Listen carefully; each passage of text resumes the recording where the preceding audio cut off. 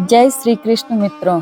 आइए आप सभी का स्वागत है हमारे YouTube चैनल गार्गी जी ब्लॉग्स में और Facebook पेज गार्गी जी में। आज हमारा टॉपिक है अनासक्त भाव से कर्म करने का सिद्धांत। आइए जानते हैं। कर्मों का स्वरूप से त्याग कर देने मात्र से उसका वास्तविक त्याग नहीं होता।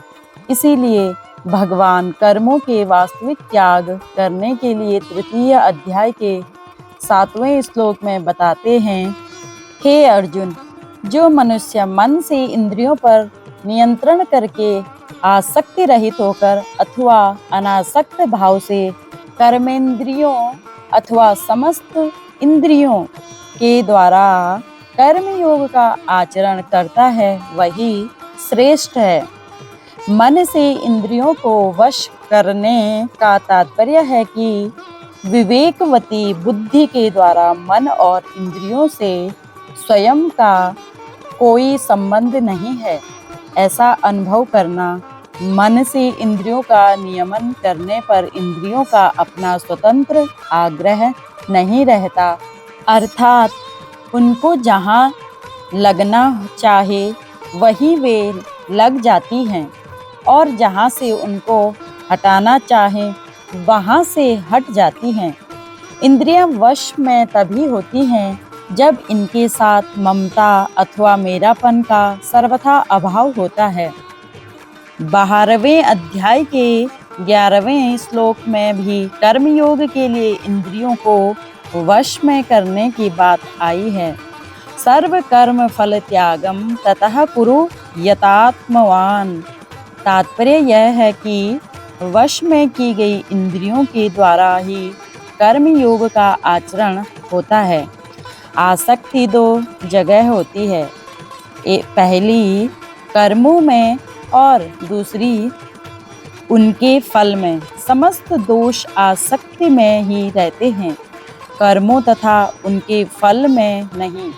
आसक्ति रहते हुए योग सिद्ध नहीं हो सकता।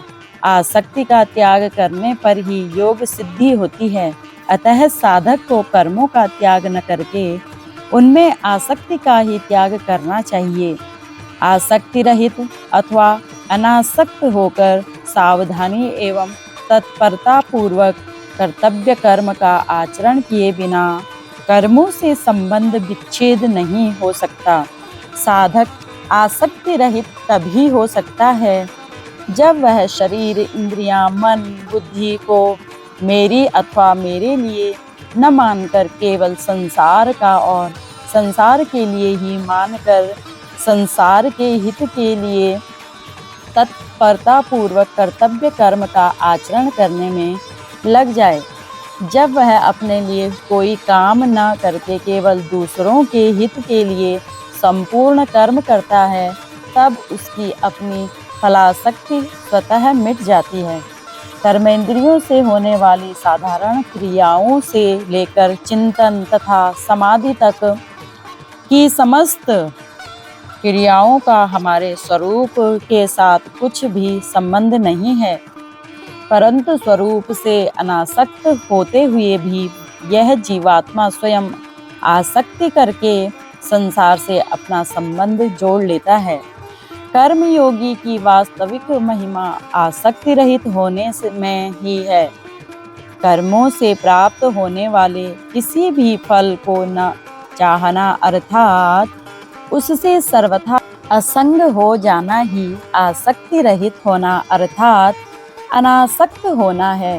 साधारण मनुष्य तो अपनी कामना की सिद्धि के लिए ही किसी कार्य में प्रवृत्त होता है, परंतु साधक आसक्ति के त्याग का उद्देश्य लेकर ही किसी कार्य में प्रवृत्त होता है। ऐसे साधक को ही यहाँ असक्तः कहा गया है। इस आसक्ति के विषय में कबीरदास जी कहते हैं, चाह चामरी चूढ़नी अति नीचन की नीच, तू तो पूरन ब्रह्म था जो चाह न होती बीच। कर्मों का त्याग करना चाहिए या नहीं, यह देखना वस्तुतः गीता का सिद्धांत नहीं है। गीता के अनुसार कर्मों में आसक्ति ही दोष के कारण त्याज्य है। कर्मयोग में कर्म सदा दूसरों के हित के लिए होता है और योग अपने लिए होता है। अर्जुन कर्म को अपने लिए मानते हैं, इसीलिए उन्हें युद्ध रूप कर्तव्य कर्म में घोर पाप दिख रहा है। इस पर भगवान कहते हैं कि आसक्ति ही घोर पाप है, कर्म नहीं। साधक का जब अपना कल्याण करने का विचार होता है, तब वह कर्मों को साधना में विघ्न समझकर उनसे उपराम होना चाहता है, परंतु वास्तव में कर्म करना दोष ही नहीं है, बल्कि कर्मों में सकाम भाव अथवा आसक्ति ही दोष है। अतः भगवान कहते हैं कि बाहर से इंद्रियों का संयम करके भीतर से विषयों का चिंतन करने वाले मिथ्याचारी पुरुष की अपेक्षा आसक्ति रहित होकर दूसरों के हित के लिए कर्म करने वाला श्रेष्ठ है। वास्तव में मिथ्याचारी पुरुष की अपेक्षा स्वर्ग आदि की प्राप्ति के लिए सकाम भाव पूर्वक कर्म करने वाला भी श्रेष्ठ है। फिर दूसरों के कल्याण के लिए निष्काम भाव पूर्वक कर्म करने वाला कर्मयोगी तो श्रेष्ठ ही है, इसमें तो कहना ही क्या है।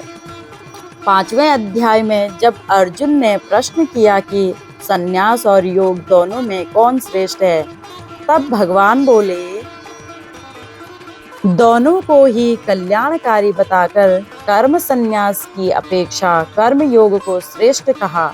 यहाँ भी इसी आशय से स्वार्थ भाव का अथवा आसक्ति का त्याग करके दूसरों के लिए कर्म करने वाले कर्मयोगी को श्रेष्ठ बताया है। यह रहा अनासक्त भाव से कर्म करने का सिद्धांत। हमारे चैनल को सब्सक्राइब करें और इस वीडियो को अधिक से अधिक शेयर करें। कमेंट बॉक्स में जय श्री कृष्ण लिखना ना भूलें। ऐसी ही ज्ञानवर्धक वीडियो आती ही रहेंगी। हरे कृष्ण।